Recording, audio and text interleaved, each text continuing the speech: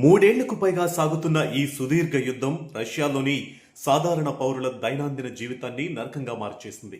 Ukraine సరిహద్దులు దాటి వచ్చి రష్యాలోని ప్రధాన నగరాలపై జరుపుతున్న సుదూర డ్రోన్ దాడులు రష్యా గగనతల రక్షణ వ్యవస్థల లోపాలను ఎత్తిచూపుతున్నాయి.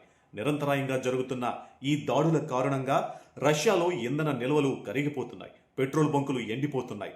దీనికి తోడు ఇంటర్నెట్ నిలిపివేతలు వంటి సమస్యలు తోడవడంతో ప్రజల్లో అసంతృప్తి పీక్స్ కు చేరింది. రాబోయే సెప్టెంబర్ నెలలో రష్యాలో పార్లమెంటరీ ఎన్నికలు జరగనున్న నేపథ్యంలో ఈ ప్రజా ఆగ్రహాన్ని అదుపు చేయడం ఇప్పుడు క్రెమ్లిన్ కు ఒక మోస్ట్ ఛాలెంజింగ్ టాస్క్ గా మారింది. ప్రస్తుతానికి రష్యా ప్రజల కోసం నేరుగా అధ్యక్షుడు పుతిన్ పై కాకుండా అక్కడ అధికారంలో ఉన్న యునైటెడ్ రష్యా పార్టీపై స్పష్టంగా కనిపిస్తుంది.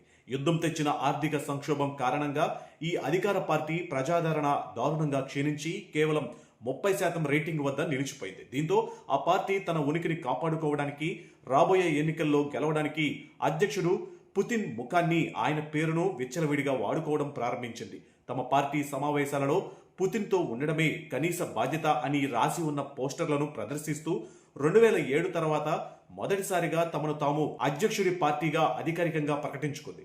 పుతిన్ ఇమేజ్ ను వాడుకుని మళ్లీ అధికారంలోకి రావాలని చూస్తుంది. కానీ క్షేత్రస్థాయిలో పరిస్థితిని చూస్తే పుతిన్ పై కూడా రష్యా ప్రజల్లో విశ్వాసం మునుపటిలా బలంగా లేదని సర్వేలు స్పష్టం చేస్తున్నాయి.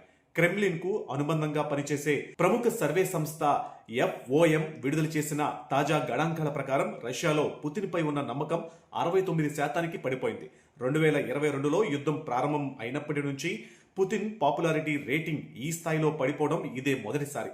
యుద్ధం ఎప్పటికీ ముగిసేలా లేకపోవడం, రోజువారీ కష్టాలు పెరిగిపోతూ ఉండడమే ఇందుకు ప్రధాన కారణం. నిజానికి రష్యాపై జరుగుతున్న ఈ డ్రోన్ క్షిపణి దాడులను నిలిపివేయడానికి ఉక్రెయిన్ ప్రభుత్వం పరిమిత కాల్పుల విరమణ ప్రతిపాదనను రష్యా ముందు ఉంచినట్లు అంతర్జాతీయ రక్షణ నిపుణులు చెబుతున్నారు. కానీ అధ్యక్షుడు వ్లాదిమిర్ పుతిన్ ఆ శాంతి ఆఫర్ను నిర్మమాటంగా తిరస్కరించారు. ఉక్రెయిన్తో ఎలాంటి రాజీ పడినా అది అంతర్జాతీయంగా రష్యాను బలహీనంగా చూపిస్తుందని, యుద్ధంలో తమకున్న ఆధిక్యతను దెబ్బతీస్తుందని పుతిన్ బలంగా నమ్ముతున్నారు. అందుకే ఏ ధర చెల్లించైనా, ఎంతమంది సొంత పౌరులు ఇబ్బంది పడినా సరే ఈ పోరాటాన్ని కొనసాగించాలని ఆయన పట్టుబడుతున్నారు. ఈ మొండితనం కారణంగానే ప్రస్తుతం ఇరు దేశాల మధ్య శాంతి స్థాపన అవకాశాలు పూర్తిగా సన్నగిల్లాయి.